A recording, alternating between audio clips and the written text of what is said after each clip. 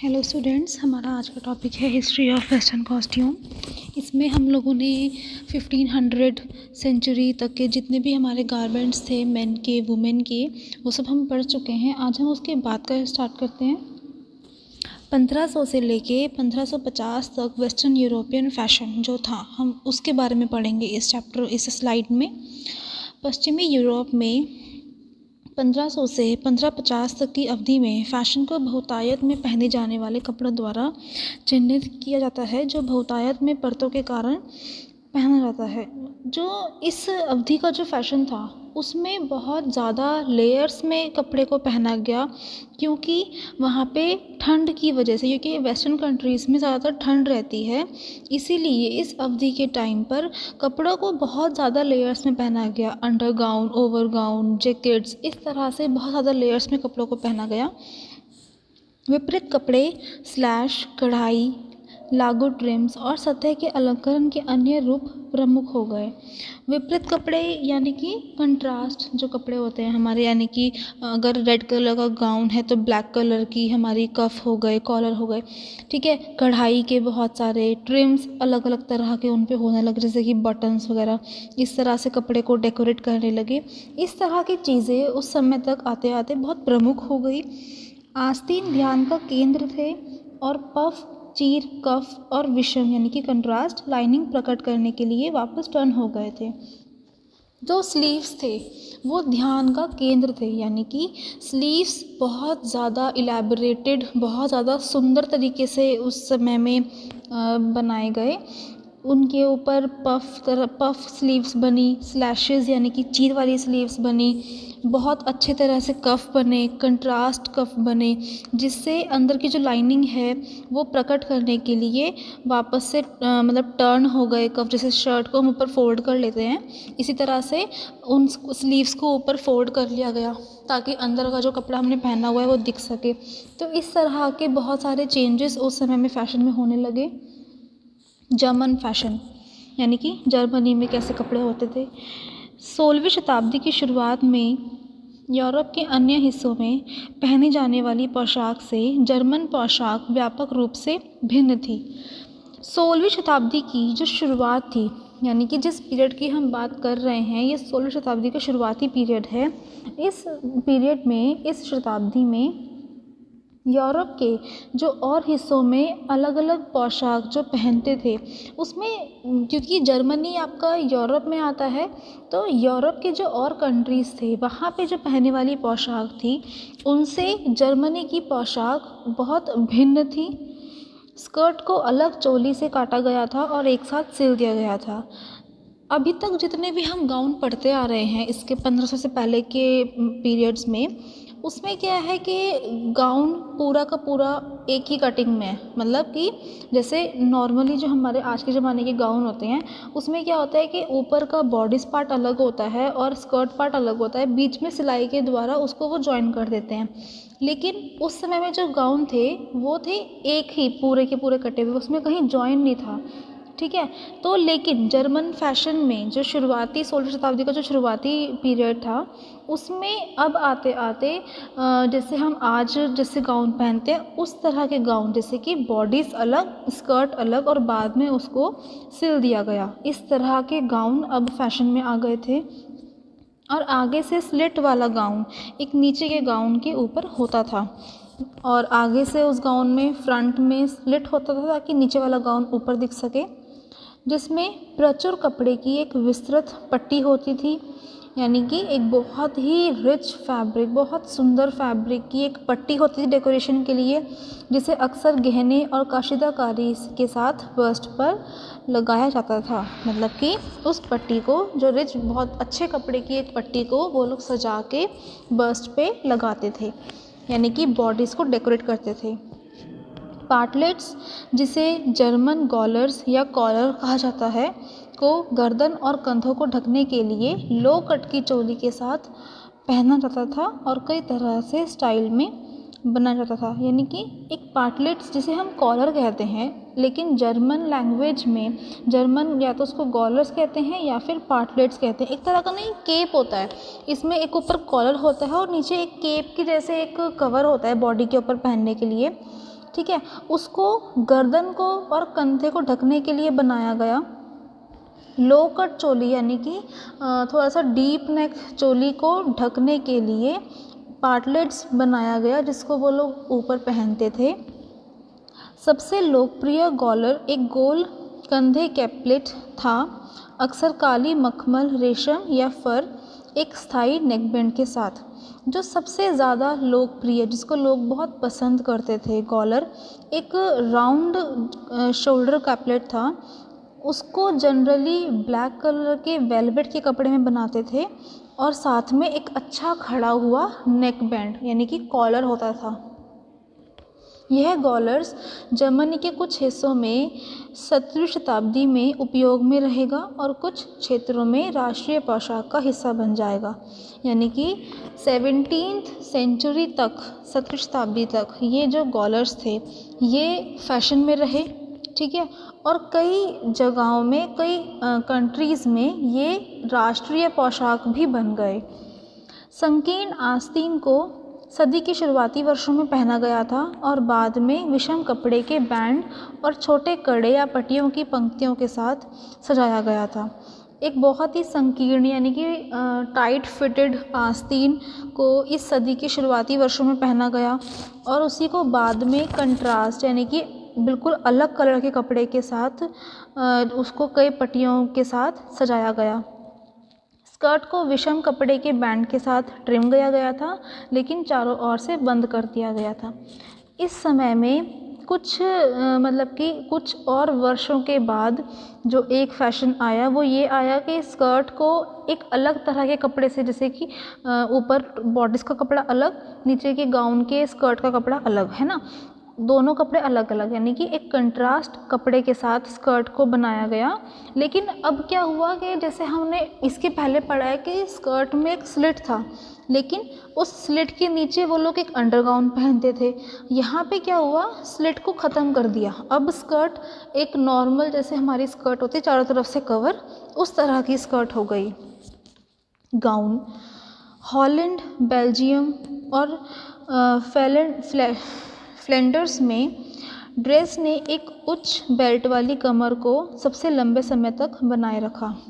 ये कंट्रीज़ के नाम है, हॉलैंड, बेल्जियम, फ्लैंडर्स। यहाँ पर जो ड्रेस थी उसमें जो उनकी गाउन की कमर होती थी वो बहुत हाई होती थी, जैसे हमने पहले इमेजेस में पढ़ा है, बहुत हाई वेस्ट कमर को करते थे वो लोग, उसमें एक बेल्ट बांधते थे और नीचे इतालवी गाउन कमर तक फिट किए गए थे, नीचे पूरी स्कर्ट के साथ। यानी कि इटली के जो गाउन थे, इतालवी गाउन कमर से फिट कर दिए गए थे, कोई लूज़ नहीं था उसमें, बिल्कुल टाइट फिटेड गाउन थे। नीचे फुल लेंथ स्कर्ट थी, बिल्कुल फ्लोर लेंथ स्कर्ट, चारों तरफ से कवर। सदी के पहले भाग का फ्रेंच गाउन शरीर से शिथिल था और पीछे एक ट्रेन थी। इस सदी में जो स्टार्टिंग का गाउन था वो हमने जो शुरू में पढ़ा वो तो था टाइट फिटिंग, लेकिन इस सदी में जो बाद के जो गाउन आए, पहले भाग के जो गाउन थे वो लूज फिटेड थे, ठीक है, पीछे एक ट्रेन थी। ऐसे वाले गाउन हम 1500 से पहले वाले पीरियड जो हमने पढ़े हैं उसमें पढ़ चुके हैं कि लूज फिटेड गाउन और पीछे एक ट्रेन और उसको फिर बेल्ट से टाइट किया हुआ है वेस्ट पे, ठीक है। नेकलाइन चकोर थी और नीचे कमीज दिखाई दे रही थी। नेकलाइन स्क्वायर शेप थी, जैसे स्क्वायर शेप के जो गले होते हैं उस तरह की नेकलाइन थी और नीचे जो कमीज पहनी हुई थी वो गले में दिखती थी।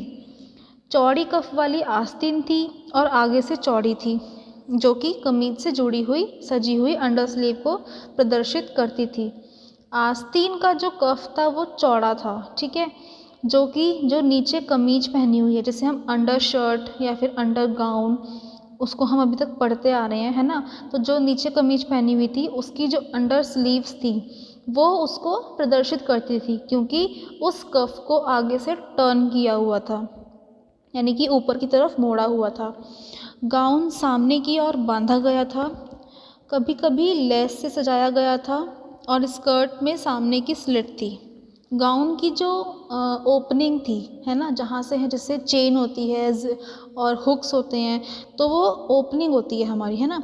गाउन की जो ओपनिंग थी वो फ्रंट में थी, जैसे ब्लाउजेस की ओपनिंग होती है इस तरह की ओपनिंग थी। उसको लेस के साथ डेकोरेट किया हुआ था और स्कर्ट में सामने की तरफ स्लिट था और पीछे की तरफ ट्रेन थी जिसको उठा के अपने नीचे की कमीज को प्रदर्शित करते थे। जैसा कि वही जैसे हम अभी तक रिपीट पढ़ते आ रहे हैं ना, वही है यहाँ पर भी। जैसे कि एक फिट शैली स्पेनिश प्रभाव के तहत उभरा, गाउन को एक अलग चोली और स्कर्ट के रूप में बनाया गया था। यह चोली आमतौर पर बगल में या पीछे हुक या लेस के साथ बंद थी। स्पेन भी आपकी कंट्री है एक। स्पेन के प्रभाव की वजह से अब जो कुछ गाउन ऐसे थे, उनकी जो ओपनिंग थी वो साइड में थी या फिर पीछे हुक से थी। 1530 के दशक से फ्रांसीसी और अंग्रेजी फैशन में एक खुली चकोर गर्दन वाला गाउन था जिसमें लंबी आस्तीन के साथ एक तंग कॉर्सेट या एक फार्दिगेल पर आसानी से फिट किया गया था।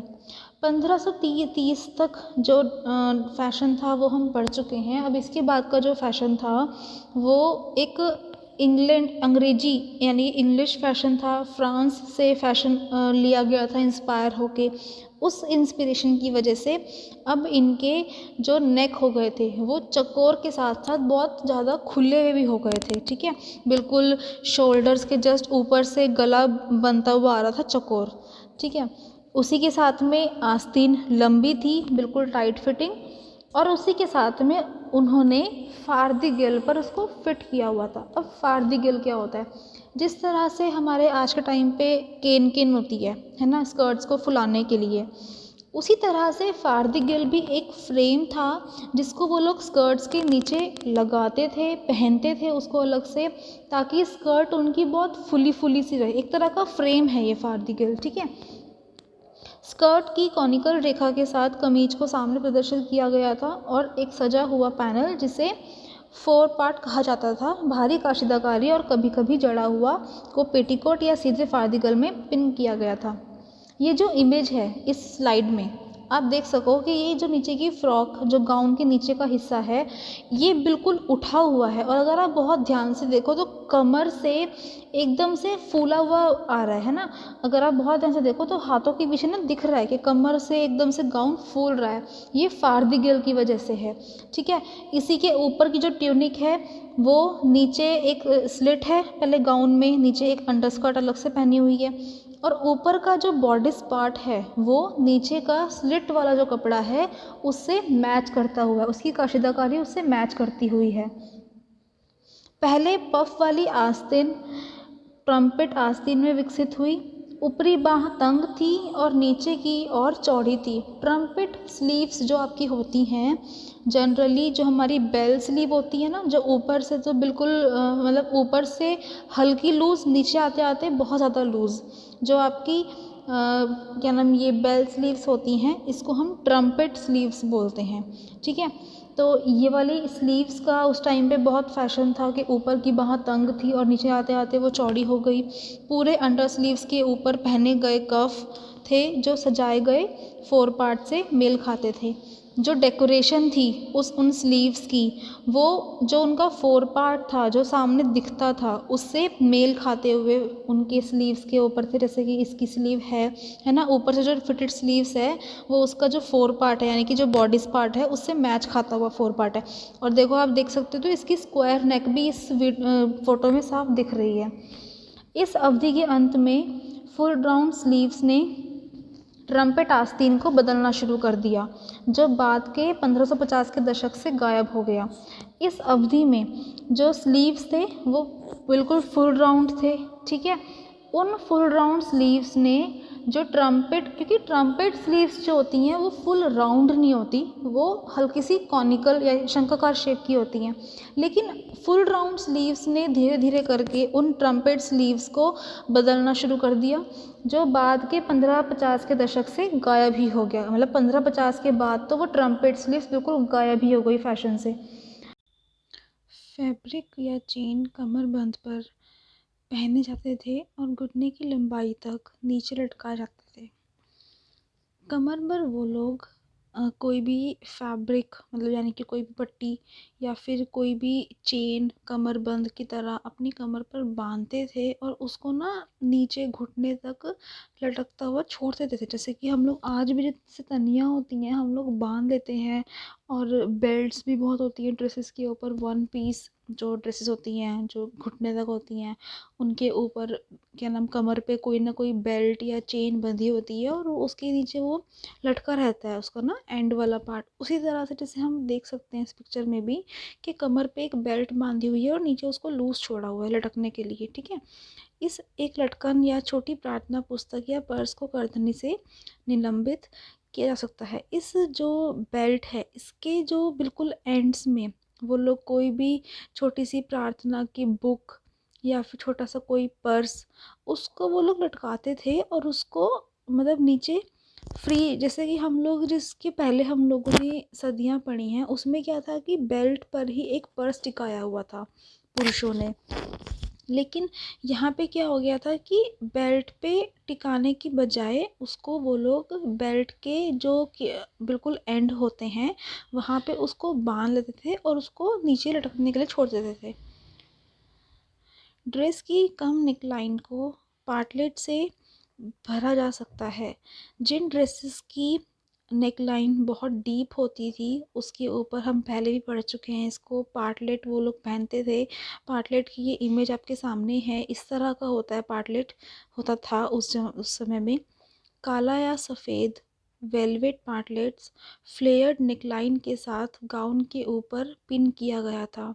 ये जो पार्टलेट होता था, ये जो इमेज है ये तो वाइट है इसमें, लेकिन जो एक्चुअल पार्टलेट होता था उस समय का वो ब्लैक और वाइट कलर में होता था। और वो जैसे ये वाला पार्टलेट तो नीचे से कमर से बहुत फिटेड है ना, लेकिन उनके वाले पार्टलेट्स जो होते थे वो थोड़े से लूज़ फ्लेयरी होते थे। जैसे हमारी केप होती हैं आजकल जो क्या नाम टॉप के ऊपर केप्स आती हैं अलग से पहनने के लिए, वो थोड़ी सी लूज़ होती हैं है ना। जैसे आपके पोंचो भी होते हैं, पोंचो का एक तरह से शॉर्ट। ठीक है, तो इस तरह के वो लोग गाउन के ऊपर पहनते थे ताकि उनकी जो डीप नेकलाइन है वो कवर हो सके। गाउन की चोली के जैसा ही समृद्ध कपड़े के पार्टलेट एक ऊंचे गर्दन वाले गाउन की उपस्थिति देते थे। जो गाउन का कपड़ा होता था, गाउन की जो चोली होती थी उसी के कपड़े के सेम कलर से पार्टलेट बनाते थे। या तो ब्लैक और वाइट होता था या फिर जो कस्टमाइज पार्टलेट बनते थे वो उसी गाउन के कपड़े के जो गाउन का बॉर्डर्स पार्ट है जो चोली पार्ट है उसी सेम कपड़े के वो पार्टलेट बनते थे ताकि गाउन की डीप नेक किसी को ना दिखे, प्लस गाउन और पार्टलेट की वजह से वो पूरा का पूरा गले से लेके नीचे तक एक ही पीस लगे। ठीक है, समझ रहे हो आप लोग कि अगर ऊपर की हम केप सेम कल कपड़े की रखेंगे तो वो पूरा का पूरा एक ही पीस लगेगा, वो ऐसा लगेगा कि हाँ बॉडीज़ के या फिर गाउन के ऊपर कुछ अलग से पहना हुआ है। शियर या अपारदर्शी लिनन पार्टलेट्स को कमीज के ऊपर पहनना जाता था। देखो पार्ट शियर कपड़ा कौन सा होता है आपका, जो थोड़ा सा ट्रांजी होता है। ठीक है, अपारदर्शी जैसे यहाँ पे लिखा है शियर या अपारदर्शी। शियर फैब्रिक आपके थोड़े से ट्रांजी फैब्रिक्स, थोड़े से शाइनी जैसे फैब्रिक होते हैं उनको बोलते हैं। इस तरह के पार्टलेट्स भी पहनते थे वो लोग कमीज के ऊपर। 1550 तक इनमें एक रफल के साथ एक छोटा सा खड़ा कॉलर हो सकता है जो कि अगली अवधि के प्लेटेड रफल बन जाएगा। 1550 तक उन पार्टलेट्स के जो कॉलर थे जैसे कि हम इस पिक्चर में जो देख सकते हैं ना, जैसे कॉलर एक खड़ा हुआ है उसके ऊपर एक छोटी सी रफल है सफ़ेद रंग की। ठीक है, इस तरह के पार्टलेट्स उस समय में चलते थे, उनका कॉलर छोटा सा होता था और उसी के ऊपर इस तरह से एक रफ़ल होती थी। लेकिन 1550 की अवधि के बाद जो आगे के अगली अवधि में जो पार्टलेट्स बनाए गए, डिज़ाइन किए गए, ये वाली रफ़ल तो बहुत ज़्यादा ना मतलब मिक्स है इसमें, कोई फिक्स इंच नहीं है। ठीक है, बहुत मिक्स गैदर करके बनाई हुई है। लेकिन इसके बाद इससे अगली अवधि में जो पार्टलेट्स आए उसमें प्लीट्स में भी रफ़ल बनाए गए। ठीक है, यानी कि जैसे आपकी जो प्लीट्स होते हैं जो स्कर्ट में भी हम लोग यूज़ करते हैं उस तरह के प्लेट्स में भी रफ़ल बनाए गए। इस समय तक तो रफ़ल ऐसे ही बनाए गए गैदर्स के थ्रू, लेकिन इस अवधि के बाद आपके प्लेटेड रफ़ल भी फैशन में आए। उसको हम जो इससे अगली अवधि पढ़ेंगे वहाँ पे डिटेल में पढ़ेंगे। तो ये थी आपके 1550 तक की महिलाओं की जो कपड़े, जो गाउन जिस तरह के पहनते थे वो हमने यहाँ तक पढ़ लिए हैं।